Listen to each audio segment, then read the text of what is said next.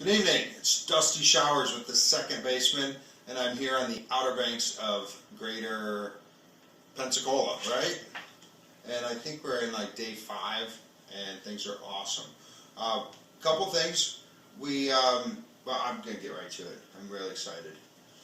This right here in my hands says Hooters VIP Dusty Showers, the third baseman. That's right, the third baseman. I've stepped up a notch. I want to actually give huge thanks to Hooters. Hooters, if you can see, and these are a gift from Mike Herrick from Hooters out of Texas. So these are actually unitards. Sorry, I have a really squeaky chair, and I don't dare put them all the way up, but these come all the way up here, and so I think at least for right now, I'm just going to wear them right there. But Hooters and the card, thank you. It's going to squeak. So back to this card.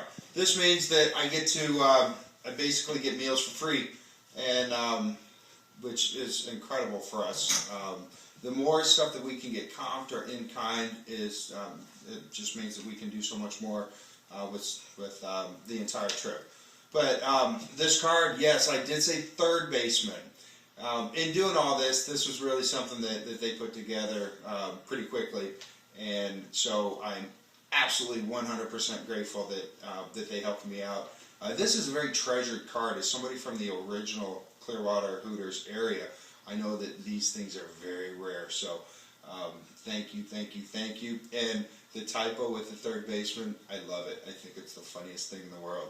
But what we're going to do is first we're going to focus on second base, and then once we get second base taken care of, then we'll move down to third base. So in doing all that, I'm going to act like I'm in the Emmys, and so many people I want to thank. First and foremost, I have to thank Doug and Janine Vollmer. You are my dearest friends, and you guys have been incredible in helping me out with everything, especially everything at Hooters. So thank you very much. And Janine, you are an inspiration. Also, Mike Herrick out of Texas, Stuart Houston, who is also a kind and generous gentleman with Hooters. And Stuart, thank you for all your support. And Erica Whitaker, and Alexis Aylshire, Jesse Asola, and you guys have all been awesome. It was a pleasure meeting you all when you were all in Clearwater, so thank you very much. And then when we were in Hooters tonight, where I picked up the card, I also did quite a long segment on the radio with Rob Brown of WTKE, and he wants to follow along the way, so I'm going to be calling in and talking with Rob. So thanks, guys. Today was an awesome day. We started somewhere that way in Panama City, I believe. No? Santa Rosa, which is over that way, but it was absolutely gorgeous. We couldn't have asked for better weather. It did get hot. I think they said that the wind chill was about 110. I know it's not wind chill, heat index. That's the difference. And it was hot. So I do very well in the heat. I've got no problem with it, but I do sweat a lot, so I got to make sure that I'm putting water in. But it was all along the beach. I put some pictures up, and it was really something that was just totally awesome. I loved the ride. But then we had storms ahead, and they were pretty wicked storms. I don't think I got the brunt of it. I think Greater Pensacola got the brunt of it before I got there. But it was good storms and had to ride through quite a bit of it. But all in all, the day ended up well. I'm feeling great. We're here at Steve's house, which was another Catherine Nauman hookup. So Steve was awesome. Thanks for letting us use your home. And of course your fireplace on our fireside or broadside chats. It's very unusual that I've come across this many fireplaces. So when it rains, I really love to ride in the rain. And I think a lot of it is, part of it is just the analogy of going through the storm and you know, just fighting your way through. But part of it too is the focus that I have. Because you really do have to focus on so much. And my biggest enemy on the street is it's actually the gravel and the sand, because it's real rough. With the tires as thin as they are, when I drive through the gravel or the sand, it's so loose that the tires just want to slip away. So I'm ultra focused, but when I'm doing that, I'm really, really thinking of things. And one of the stories that keeps going through my head is when I was a kid, I just moved to Ridgefield, Connecticut, and I was probably 8, 9 years old, 10. I'm not even sure what I was, but I was a soccer player and a new kid in town. I tried out for the soccer team and I made it. I made the age group for my age. And the coach called that night to tell my dad that I had made the team. And he said, you know, Dusty, he made the team, but we would like to invite him to play up a division with the older kids.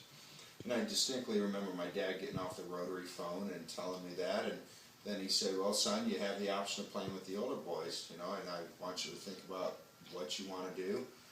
And you can play with kids your age and you can be an all-star and get the attention, or you can play up a division and you can become a better player, but not necessarily get the attention and be the all-star. And he told me to sleep on it. The next morning I woke up after thinking about it the vast majority of the night, and I said, Dad, I really thought about it, and I would rather play with the kids my age and be the all-star than play with the older kids and not stand out at all. And I could tell that my dad was disappointed. He said, son, I don't think that's the right choice, and I want you to play with the kids that are up a division.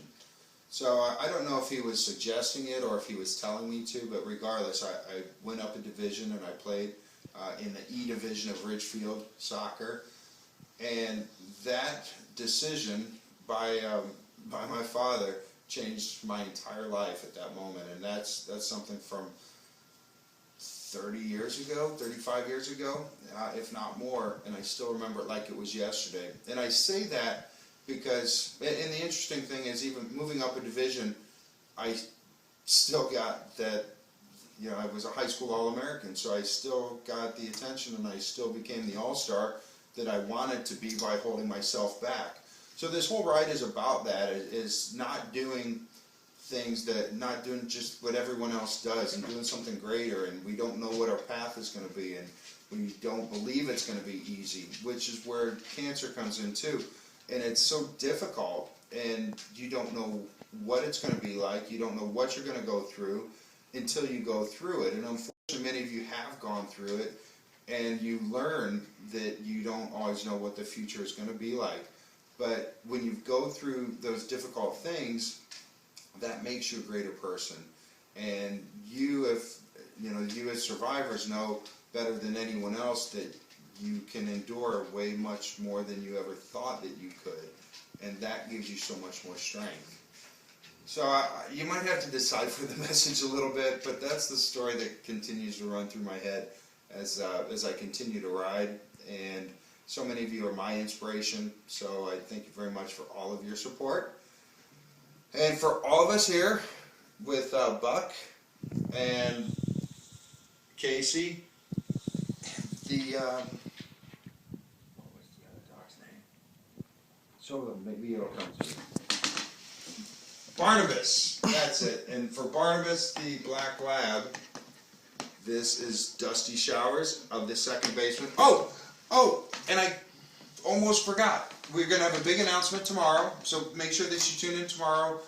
And we are also selling t-shirts. For $50, we'll get you a t-shirt. I'll sign it, put a little message on there, and I'm also going to put the city that I'm in when I sign it. And if you want, I can even take a little dirt from the city that I'm in and rub it in, make a little stain on it, although I probably won't do that.